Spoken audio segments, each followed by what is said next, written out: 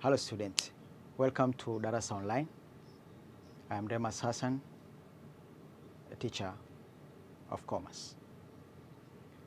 Today I will be with you in a revision of a topic, insurance, and in this topic I'm going to cover 3 subtopics. The first one is concept of insurance.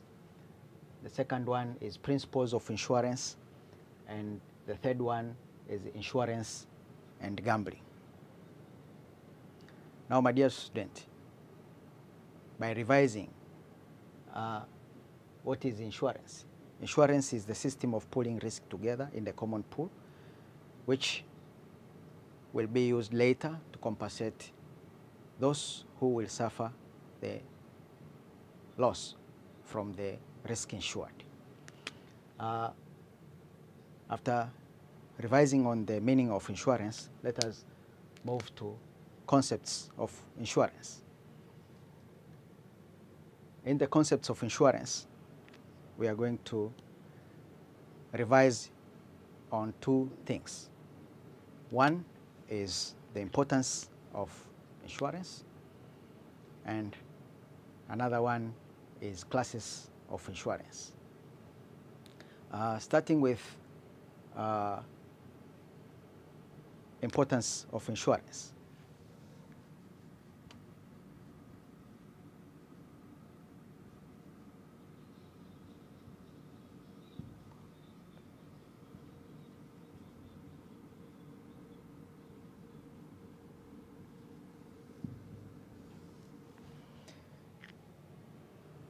Insurance has got many importances. The first importance is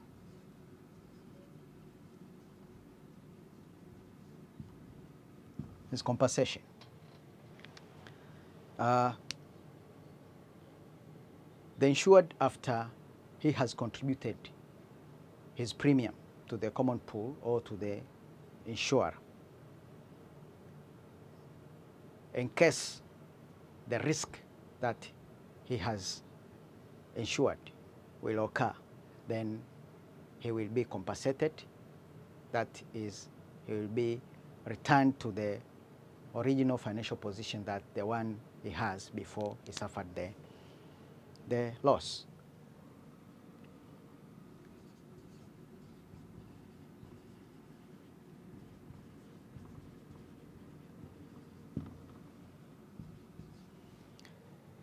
Another importance is that insurance is a means of saving, or it acts as a means of saving.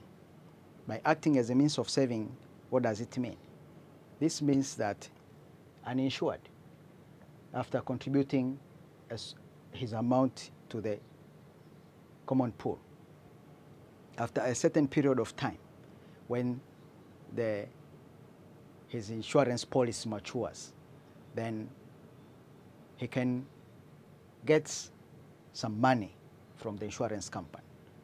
And this happens to the case of life insurance.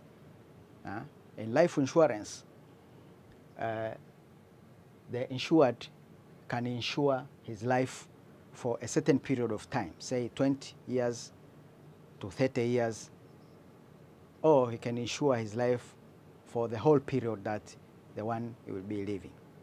And when the time reach, if it is say 20 years, then the insured can get money from the insurance company.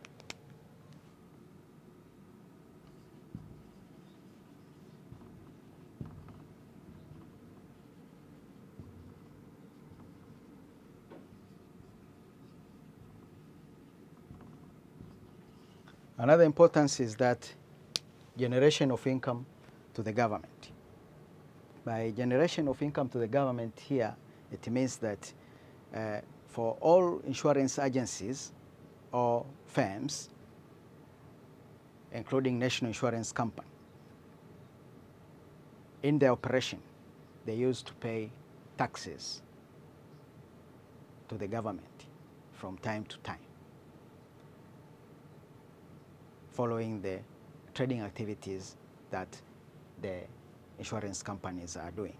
And these taxes which are paid to the government are income to the government.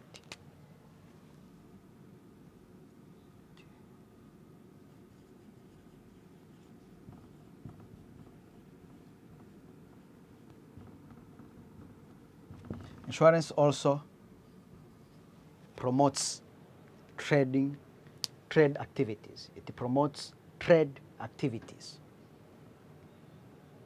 What does this mean? Individual companies, institutions, individual persons can perform their business activities freely without fear, both internally and externally,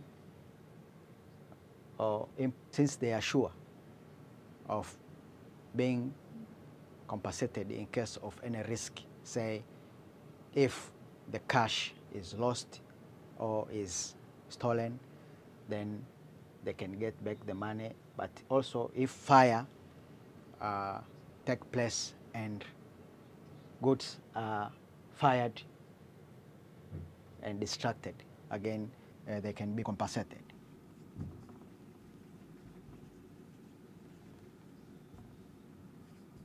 Employment. Also, insurance provide employment to those who engage themselves in insurance activities. So through insurance companies or agencies, then we find that people are employed.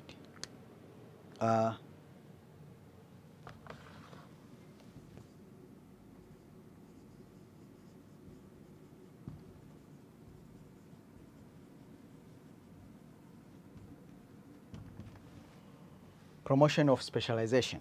Also, insurance promotes specialization.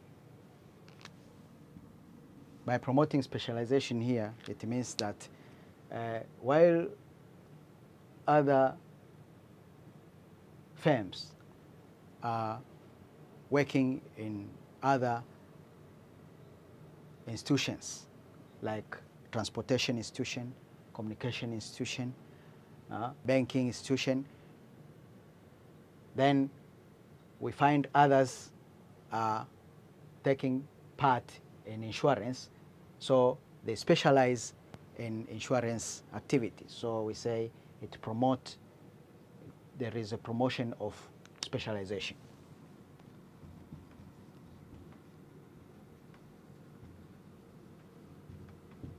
Another is investment.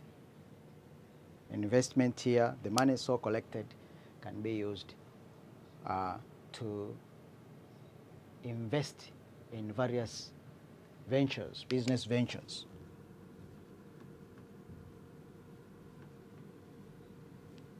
Like housing. So the money can be used to erect structures or to build houses.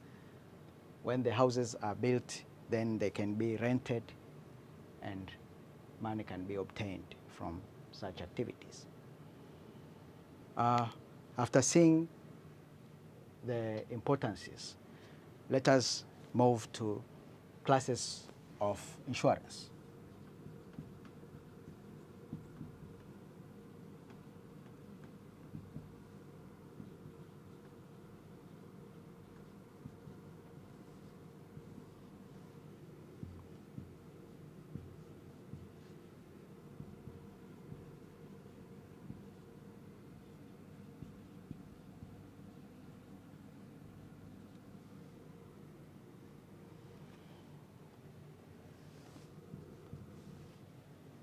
Now, insurance is classified into two classes, which is property insurance and life insurance.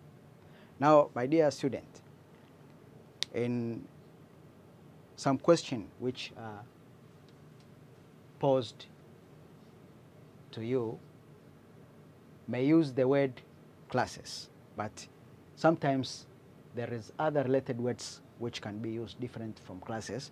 And in case it happens that such terms are used, my dear student, don't be confused.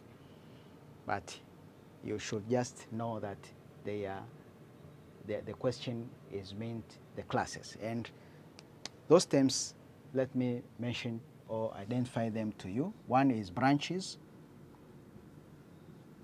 You can find the word branches of insurance. It means classes. Another term is types. Types of insurance. This will also mean classes. But you can find another term used, categories.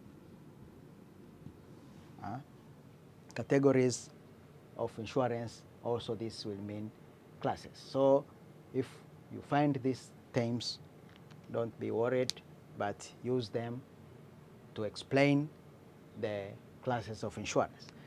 Now, property insurance is again subdivided into 3 sub-branches. One is accident insurance, fire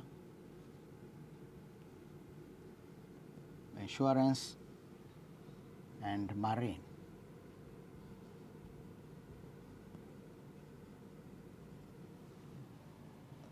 And accident insurance is subdivided into 2. That is motor vehicle insurance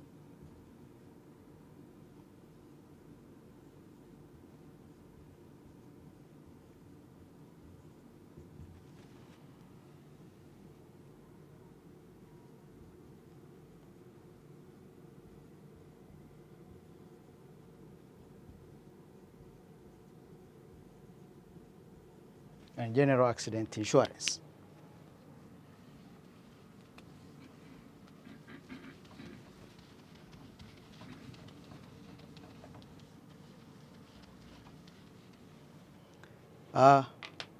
Property insurance, this refers to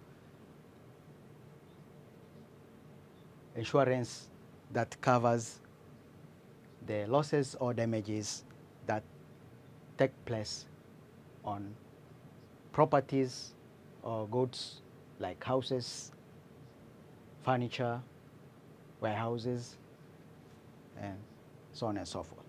While life insurance, this is the insurance that covers the losses or damages that take place to the life of a person. So the life insurance, it is about personal life. It covers the life of people. Now, under accident insurance, we say this covers all misfortune that take place due to accidents, various accidents that may take place.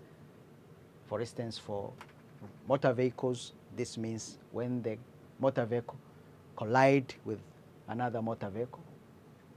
But also you can get a motor vehicle collide maybe with a train if it passes somewhere where there is train. Also it's an accident.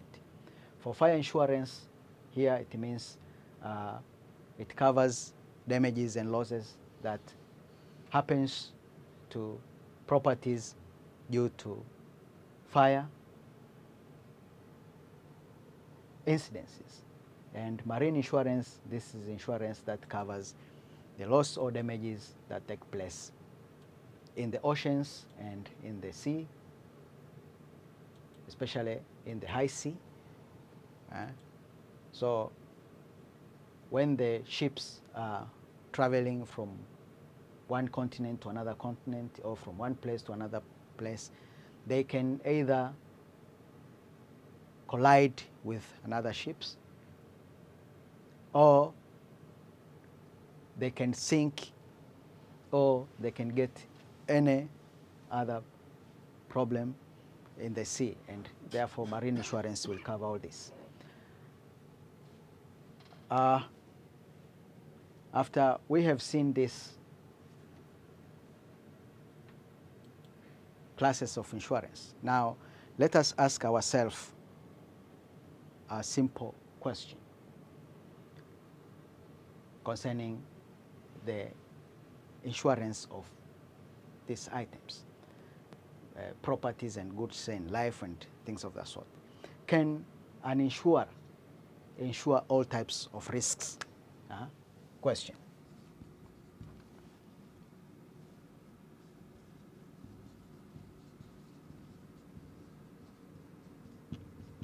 Can an insurer insure all types of risks? Now, insurer cannot insure all types of risk. There is risks which are insurable and risks which are not insurable.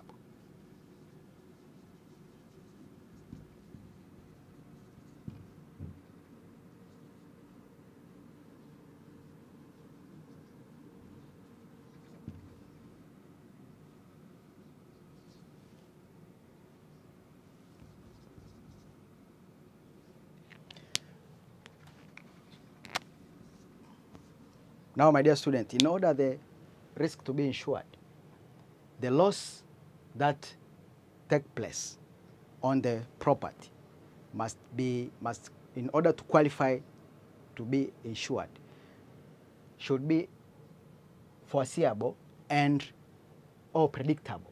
And the loss should be, or the event should be predictable or foreseeable, and that can be calculated in mathematical terms.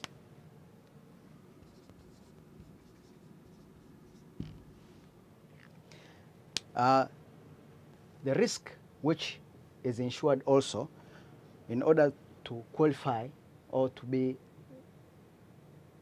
qualify to be insured, the risk should be spread over a large number of people. So you cannot insure a risk which those who want to take insurance for such risk are few, as the insurance bears on the law of large number. So it requires large number of people to contribute and make payment to those who suffer.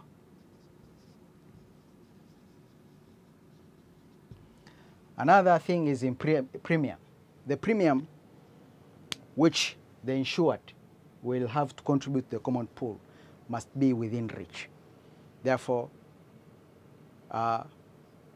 we want as many people as possible to contribute to the pool, and also to compensate them when they get, when the insured risk happen.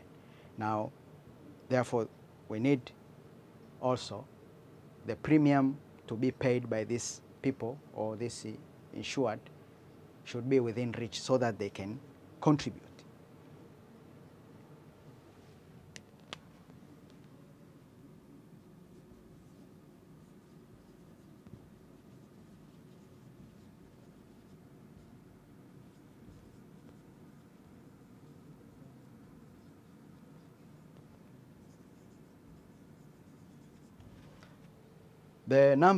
The policy holders are supposed to be geographically spread,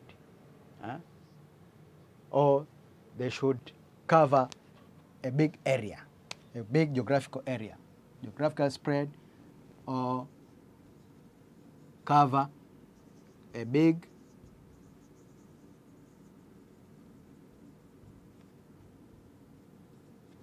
geographical area. The policyholder,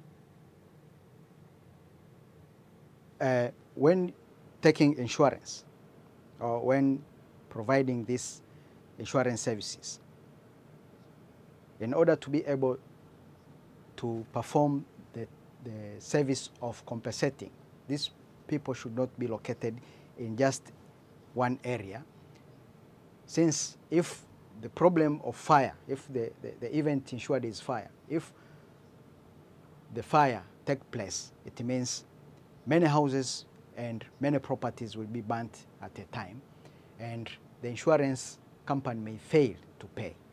So when the risks or the policyholders are geographically dispersed, it means in case of risk occur, it cannot occur in all areas.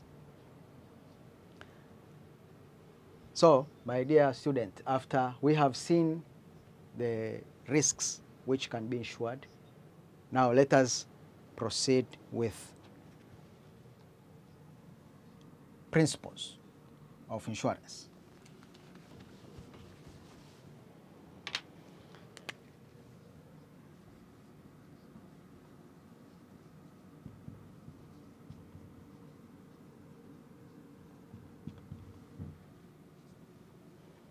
Now, we have several principles of insurance. The first one is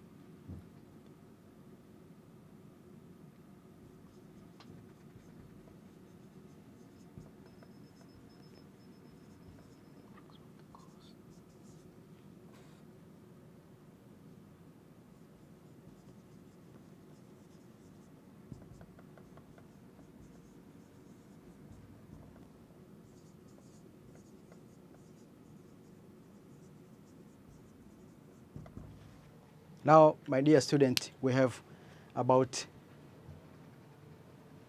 6 principles of insurance. One is utmost good faith or berima fides, indemnity, contribution, proximate cause, insurable interest, and subrogation. So we have these 6 principles. In our revision now, let us see what are these principles and how the insurance company uses these principles. The first one, which is berima fides, or utmost good faith. Utmost good faith principle requires the insured to submit to the insurance company all the material facts concerning the subject matter. That truthful, the insured must be very trustworthy in providing the information concerning the insurance that he wants to take. Now, for the case of property, the information required here will be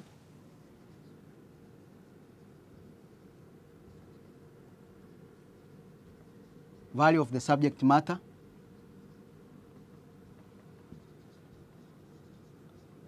location, where it is situated or it can be found, description of the property,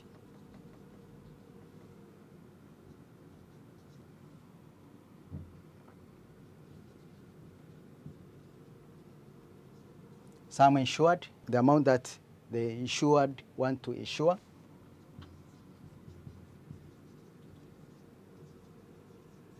type of insurance cover. Type of insurance cover. Here it can either be comprehensive, or can be life, can be property, fire, comprehensive, etc., etc.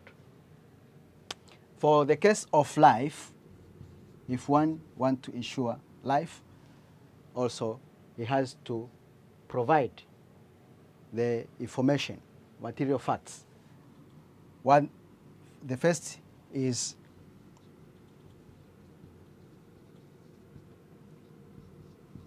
One has to provide the information concerning the birth date, evidence,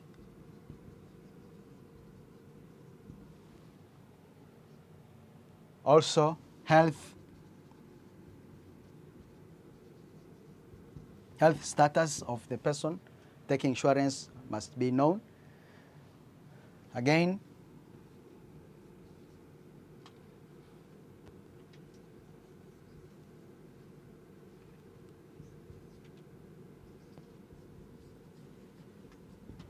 lifestyle and habit,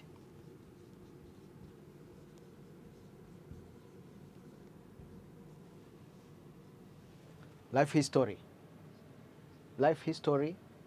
of the one who is taking insurance also. The insurance company will need to know so that it can use this information for insurance decisions. So all this information are provided for two reasons. One is they are significant for decision making, and for premium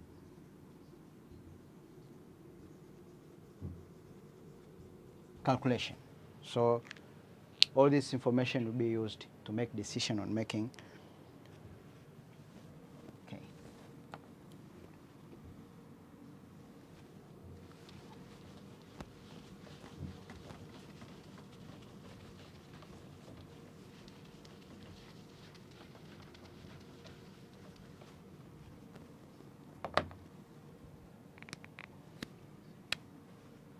My dear student, let us proceed with another principle, which is indemnity.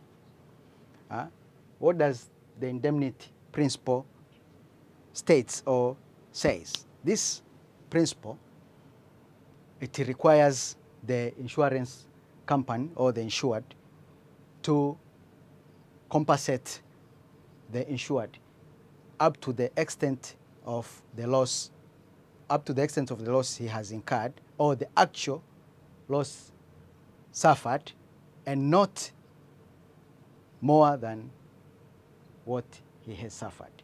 So, under indemnity, the insurance principle, this means that the insurance company is not intending to benefit any insurance taker, but it needs to restore the insured to the original financial position that he was before he suffered the loss. Now, factors which are considered when insurance company want to indemnify the person are: one,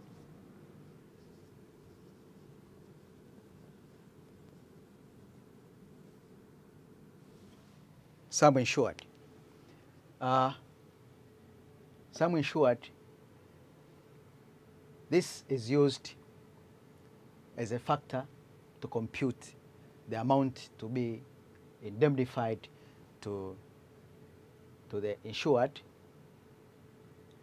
So it's an important base that we need to know the value of the asset that has been insured.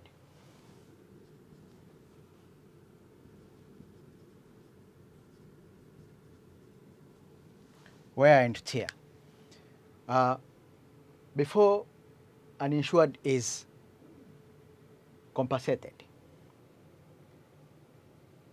the amount of depreciation for the asset is computed. And this is done so in order not to benefit the insured or not to exploit him or her.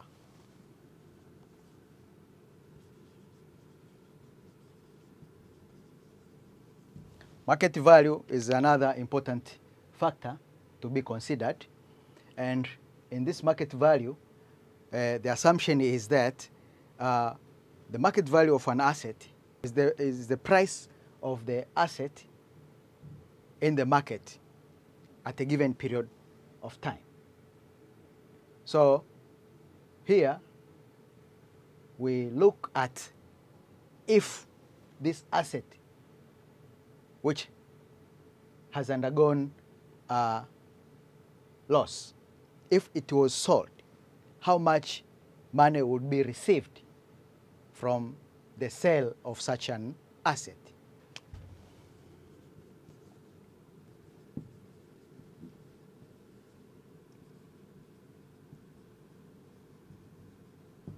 Degree of destruction.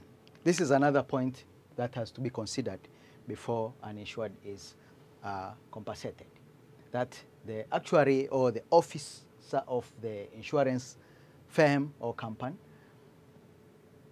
has to visit the site or has to inspect the item that has been destructed and assess the degree of destruction before the insured is compensated.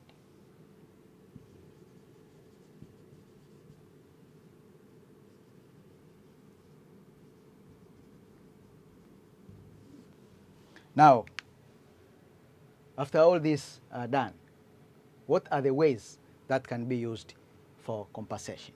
One is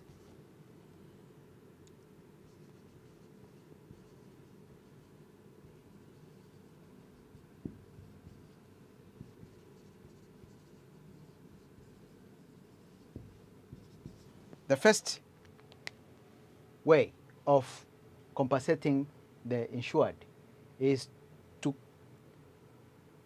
give him cash equivalent to the loss suffered. So after the assessment, the actuary will come up with the figure or the amount that is supposed to be compensated, and he can be paid by using cash.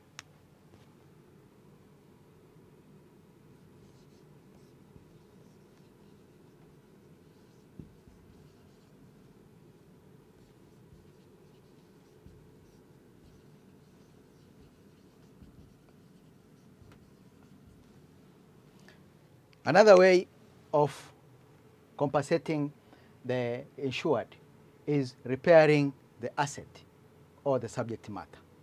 So an insurance firm can take the responsibility for taking the asset, if it is a motor vehicle, to mechanical offices or garage, taking the asset to the garage and repair the asset or the motor vehicle.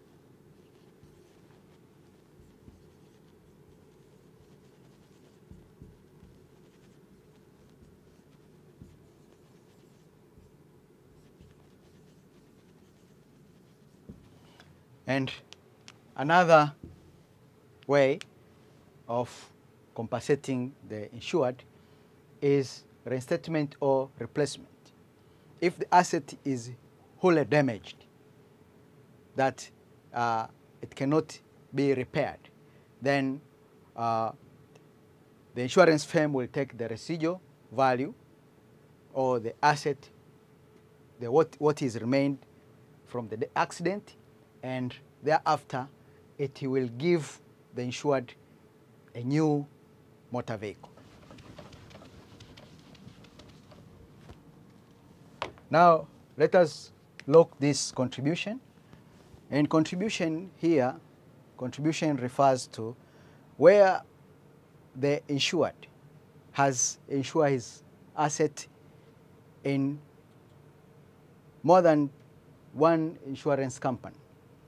Then if the insured risk happen, then the insurers will contribute proportionally towards the loss that has occurred.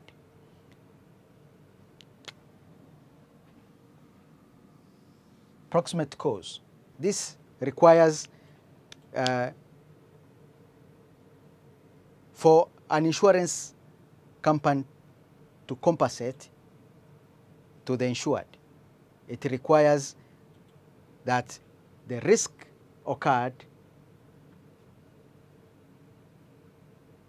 it requires that there should be a close relationship between the risk occurred and the event which has been insured. Take an example that you, an approximate cause, you insure a house against fire. Now, if you insure the house against fire and approximate cause, there should be a close relationship between the loss occur and this fire or the event that has been insured. And here, to be insured, the cause should be ignition. Ignition. So, if there was no any ignition or lighting, maybe there was thieves who entered the house, and in the process of stealing, then they caused fire to the house. The immediate cause of the loss is not fire, but it is theft. The insured must own the property. To own the property, it means that if the event insured will occur, then he will suffer the financial loss. So anyone who wants to insure an asset must be owning that asset, and by owning that asset, it means he will suffer financial loss if the risk insured occurs. Now, if any person has got a financial claim against another, or a right of support, or a right of support or maintenance from the other person, then this person can insure the other person. This means that the following have insurable interest.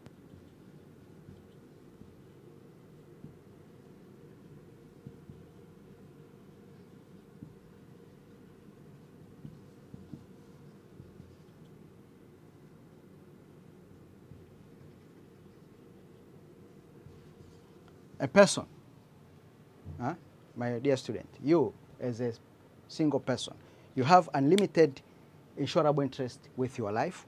Myself, I have an insurable interest with my life. Therefore, I can insure my life. Also, a son against his father. A son has got insurable interest in the life of his father. Why? Because he is depending on his father. So if his father died, it means he will be suffering, as he has official dependence to the father. Therefore, the father can insure the life of his son.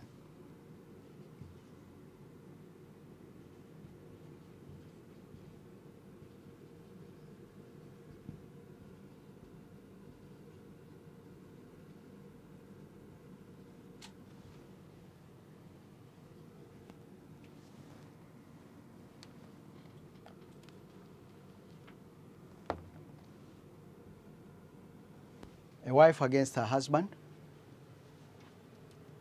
A wife has got insurable interest against her husband. They have official relationship, and for that case, each of them can insure the life of the other.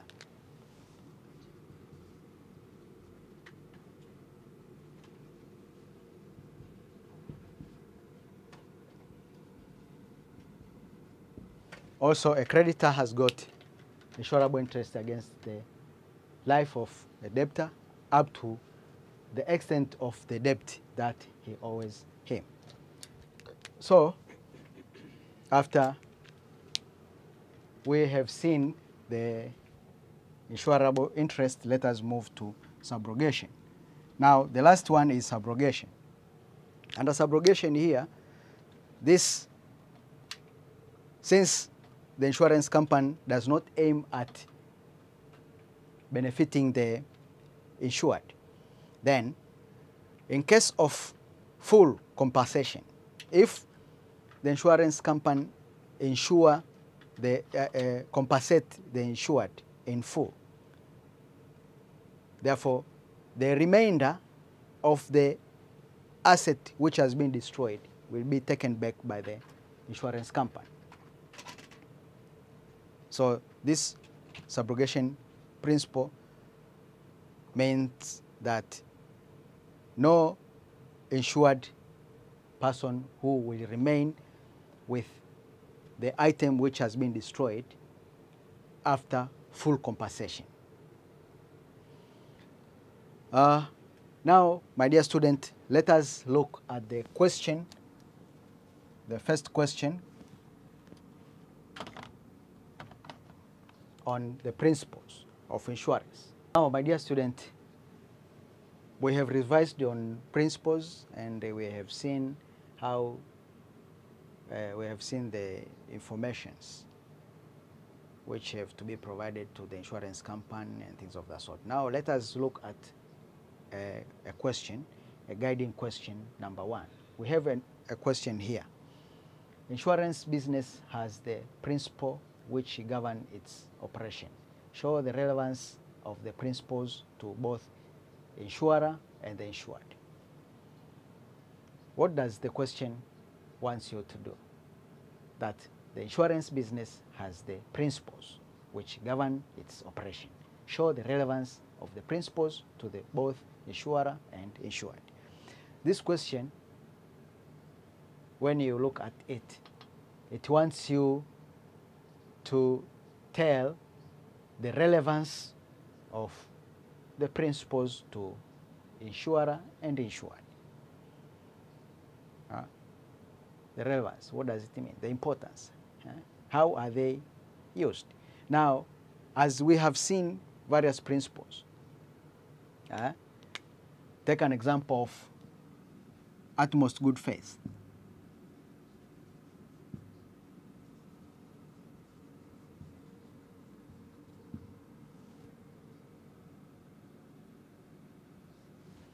What is the relevance of this principle to the insurer and insured? Here, we saw that this principle requires the insured to submit all the material facts concerning the subject matter.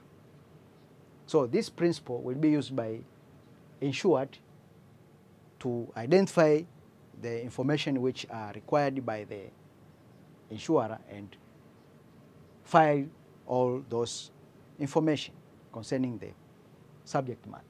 But the insurer will use the information which has been submitted to him to calculate the premium, but also will use the information to make his decision concerning the insurance that the insured want to take. But for indemnity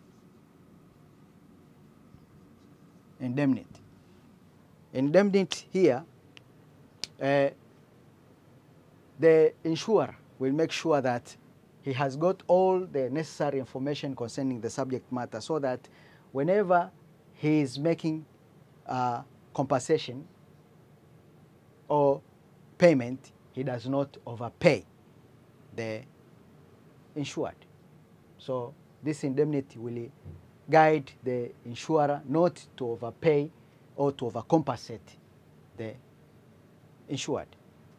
And at the same time, the insured will use this principle to make sure that whenever he wants to be insured, he should consider the value of the property, so that he will not underinsure, that he will not insure less amount, or he will not insure more than the value of the asset.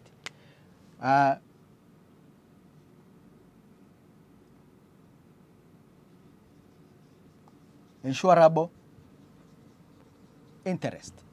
Here we see that the one who insures a property must have a close relationship with the property that he wants to insure. So a person will insure the property that he owns. And also a person will insure his life, or will insure the life of a father or a mother, and not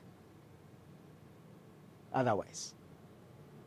Now, my dear student, I've explained 3 principles.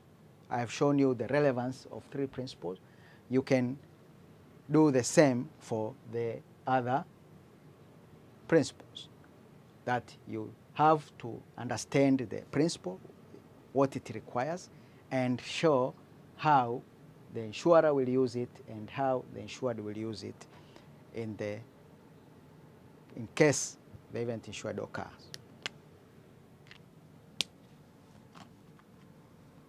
My dear student, we have another question on the board. Regarding question number 2, Mr. Ruhusa has decided to insure his friend's house to save him from the risk of fire, basing on the principles of insurance. Explain to him on why his decision is not accepted. So Ruhusa has insured his friend's house to save him from the risk of fire, basing on the principles of insurance. Explain to him on why his decision is not accepted. So, my dear student, you will see here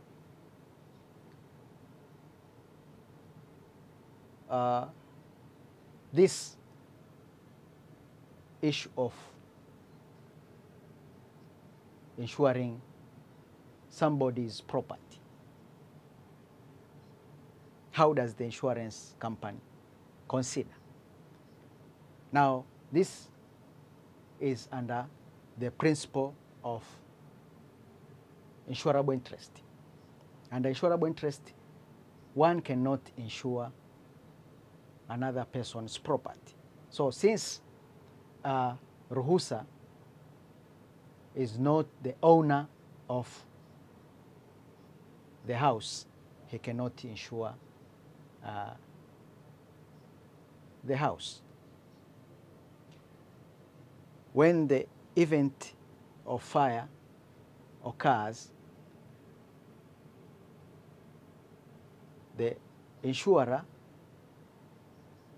will assess the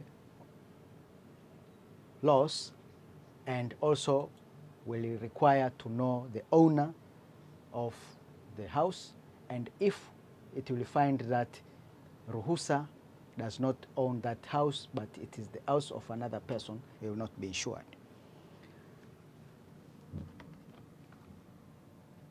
Another question, my dear students, we have another question here which says, business students at your school are planning to conduct a debate with the motion insurance and gambling are similar concepts. As a class member opposed the motion. So, my dear student, what does the question want? It wants you to say that insurance and gambling are similar concepts. Do you agree or you don't agree? Do you side with the motion?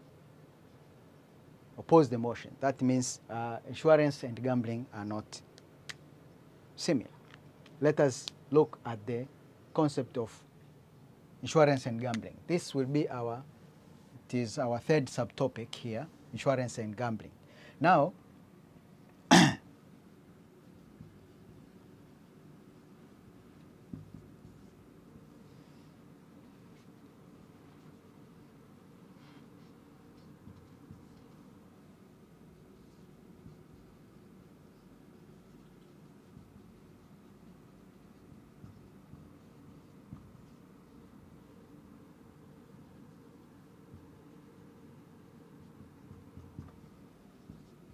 In insurance, there is insurable interest. When you want to insure any property, you must have an insurable interest. But in gambling, there is no insurable interest.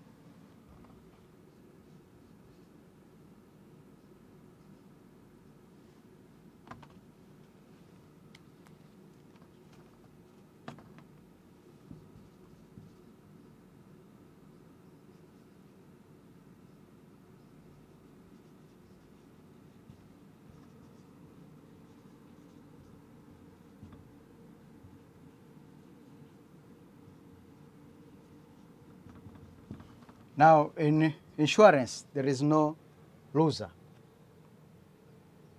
or there is no loss or gain. But in gambling, there is loser and also there is profit.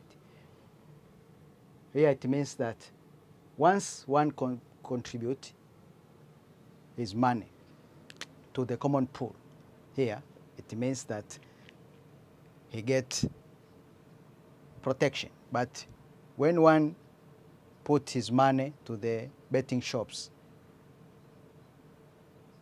he either gets profit if he win, or if he does not win, he loses.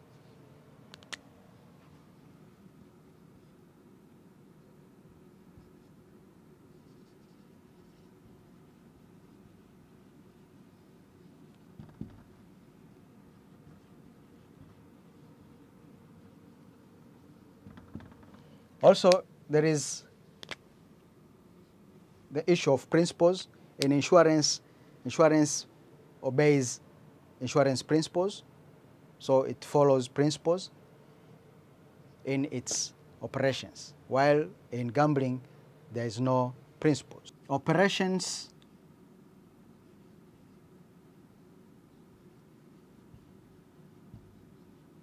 are done honestly. But for the case of gambling, there is dishonest. There is dishonest, that there is a lot of cheating and other behaviors which are not very honest.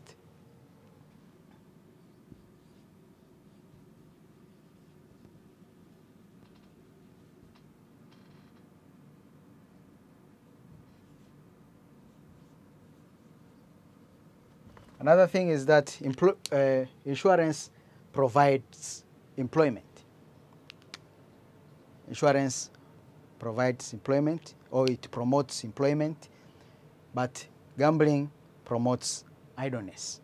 So you'll find that many youngs nowadays and some few older people, elders, they are not working as required. Instead, they are trying to bet in order to make quick and easy money, and something which is very dangerous for the development of a nation.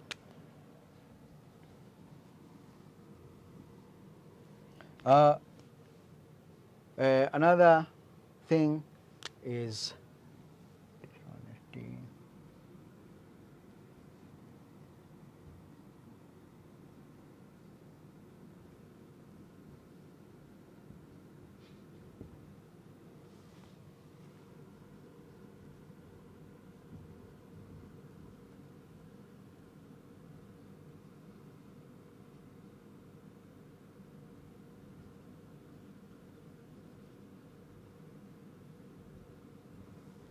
another thing is that insurance is it helps the businessman. So it's a blessing to business people or society. While for the case of gambling, it is a curse, that is opposite of blessing. And also it creates chaos to the community. If you find children are stealing money from the family, or they diverge their funds to betting. If a student, assume a student is given pocket money or is given money for paying school fees, and he used the money to play or to gamble, then you find that this is a chaos to the society. So through these points, we can conclude that insurance and gambling are not similar, and also have got different. This insurance have got a positive effect to the society, while gambling has got a negative effect to the society. So, my dear students, let us proceed with another question.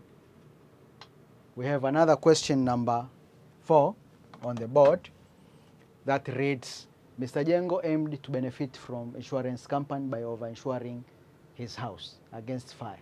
According to the insurance principle, will he succeed from his plan? So, my dear student, Mr. Jengo has over-insured his house. Can he succeed from the plan? Now, since we said that the insurance company does not aim at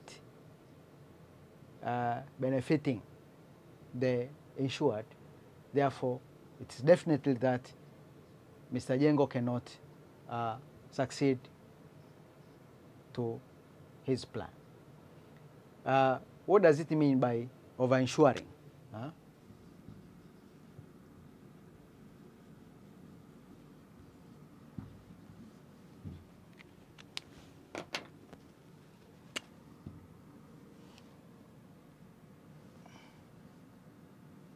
Now, over-insurance refers to the act of overstating the value of the subject matter or the property to the insurance company.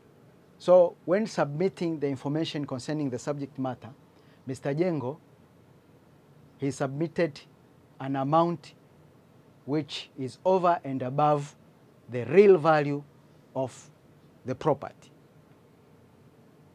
And by doing this, it means that if you overinsure your property, it means that also you'll pay more premium.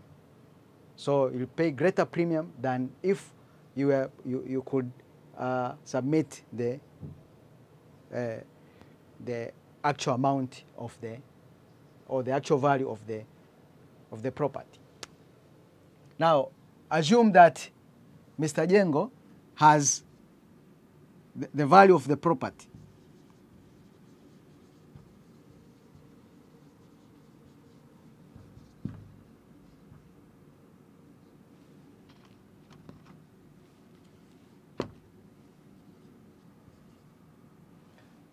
Assume the value of the property is 800,000, and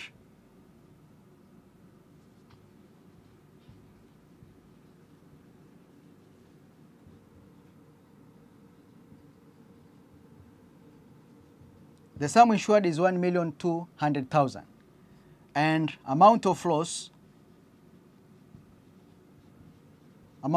is equal to, say, 600,000. Now, to find the amount of claim,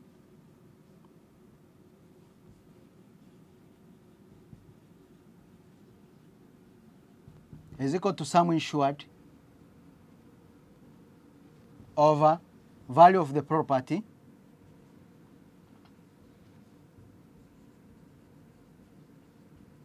times loss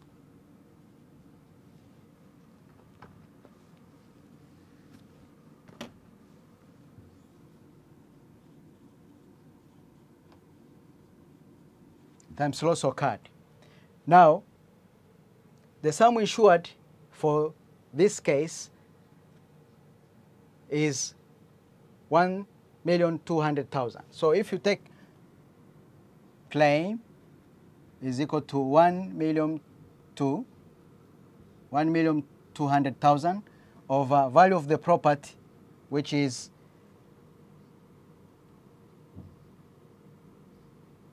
800,000 times amount value of loss is that much. Therefore, this one is equal to 4,342.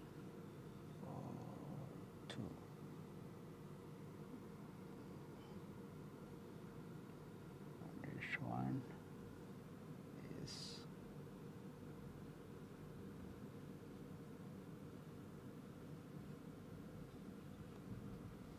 now if the sum insured is 1,200,000, Mr. Jengo is expecting to get 900,000. But since the real value of the property is 800,000,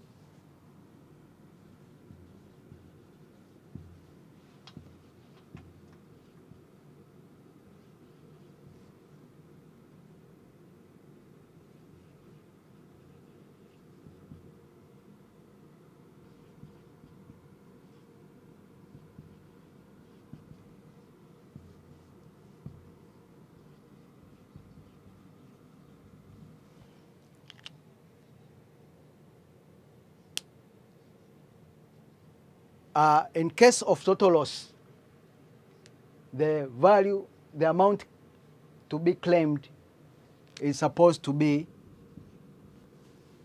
600,000 shillings and not this one, not 900,000. So by over-insuring, it means that Mr. Jengo will pay more premium, expecting to get a big amount of money if the risk insured occur, but in the real sense, if it occurs and the insurance company does not want to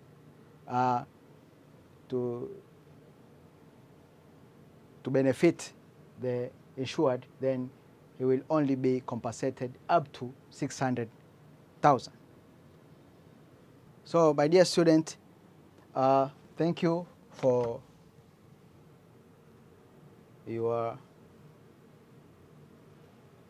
following. It's my hope that now you are able to explain various concepts concerning insurance as far as classes of insurance are concerned. You can identify various classes of insurance, but again, you can explain various principles. You can apply them, the principles of insurance, in your answering questions, but also after your completion of Form 6, you can advise many Tanzanians, but also you can start or establish an insurance firm and assist traders in their dealings. Now, my dear student, I have an exercise for you. Take note of this question on your notebook and go through them. The exercise reads as follows. Examine how the following terms are used in insurance. The first term is reinsurance, and another term is mitigation of loss. And item 3, through the principles you have learned, apply them in insuring your property and show the effect of the principles to insure. So do this task as an exercise. Thank you. Till next period.